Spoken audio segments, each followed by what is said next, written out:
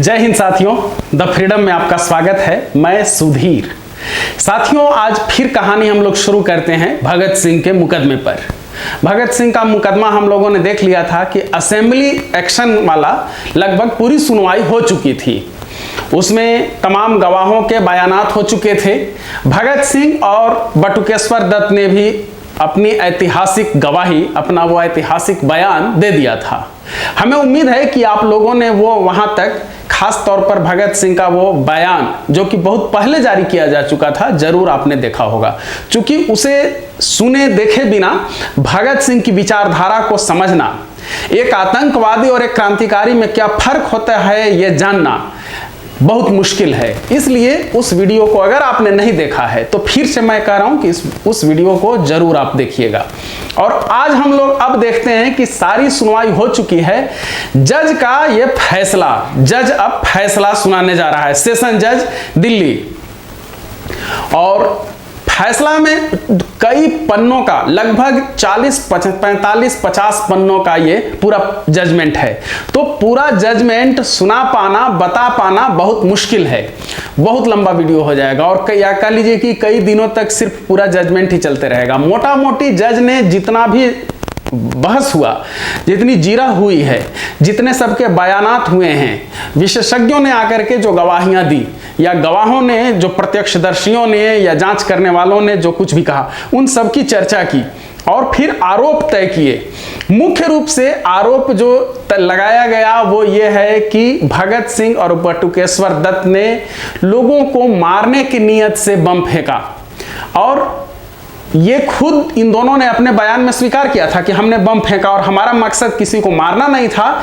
ये किसी व्यक्ति के खिलाफ हमने बम नहीं फेंका था, इस व्यवस्था के खिलाफ बम था जो किसी इंसान को, एक इंसान द्वारा दूसरे इंसान का शोषण या एक राष्ट्र द्वारा दूसरे राष्ट्र का शोषण, इसके खिलाफ हमने बम फेंका था।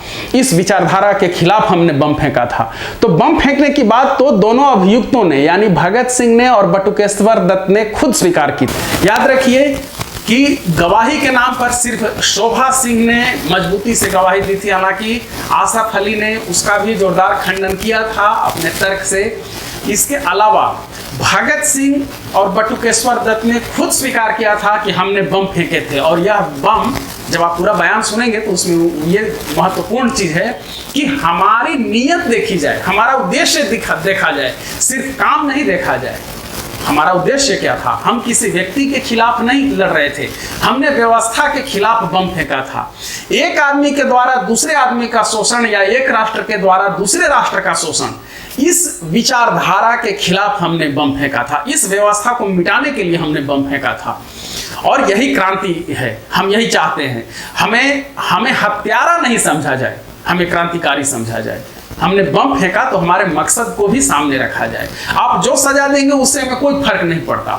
और पूरी सुनवाई के दौरान अपनी सजा को लेकर के दोनों ही एकदम लापरवाह बने रहे।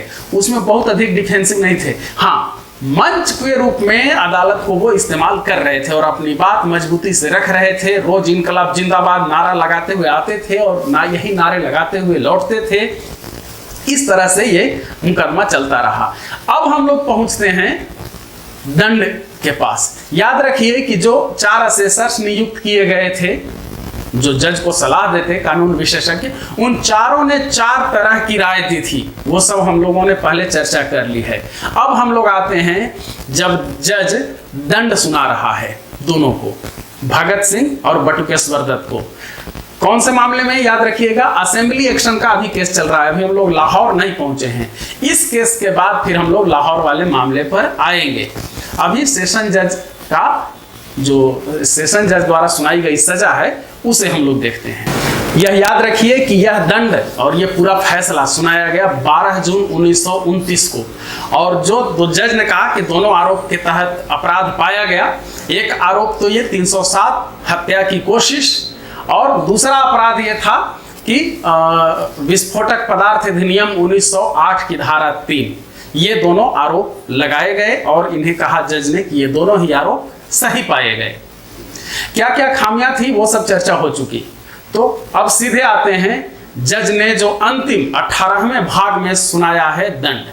और दंड सुनाते हुए जज ने कहा दोनों ही अभियुक्तों के कृत्य से दो विभिन्न कानूनों के अंतर्गत किए गए अपराध बनते हैं। एक अपराध दूसरे में शामिल है।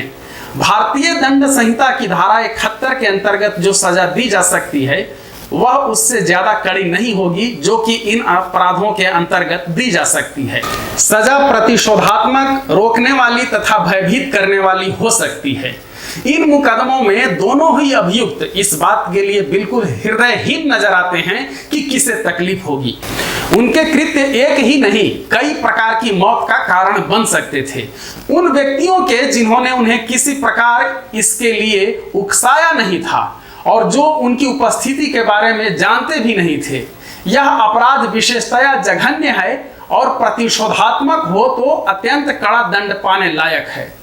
अभियुक्तों ने कहा कि वे मानवीय जीवन को पवित्र मानते हैं, पर उनकी कथनी उनके कृत्य से झूठी साबित होती है। उनका रुख हमेशा ही यह रहा है कि उनका काम सही ठहराने योग्य है, न्यायोचित है।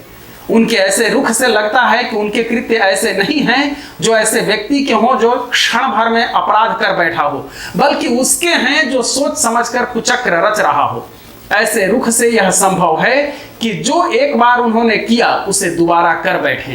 अपराध रोकने वाली दृष्टि से देखा जाए तो उनके अपराध कड़ी सजा की मांग करते हैं। अभियुक्तों के कृत्य ऐसे हैं जिनसे ऐसा प्रचार हुआ कि अपराधी दिमाग के लोग ऐसे कृत्यों की पुनरावृत्ति कर सकें। अपराधों को रोकने की दिशा में इन्हें कड़ी सजा मिलनी चाहिए। अभियुक्त गण युवा हैं, पर उनके काम सोचे समझे हुए थे और उन्होंने इस जटिल प्रकृति के काम के लिए तैयारी की थी। ऐसी परिस्थितियों में युवा होने की वजह से अपर्याप्त दंड नहीं दिया जा सकता। मैं भगत सिंह एवं बीके दत्त को आजीवन कारावास की सजा देता हूं। सेशन जज दिल्ली 12 जून 1929। तो ये सजा सुनाई जज ने। ये पूरी सजा अंग्रेजी में सुनाई गई थी। ट्रायल अंग्रेजी में ये चला है। अदालत में इसे नाम दिया गया था session trial number 9 of 1929 state versus Bhagat Singh and BK Dutt. इस केस का ये नाम दिया गया था। तो यहीं पर सजा सुनाने के बाद ये मुकदमा खत्म होता है। सजा सुनते ही भगत सिंह और बटुकेश्वर दत्त मुस्कुराए और उन्होंने जोर से नारा लगाया, इनकलाब जिंदाबाद, साम्राज्यवाद का नाश हो।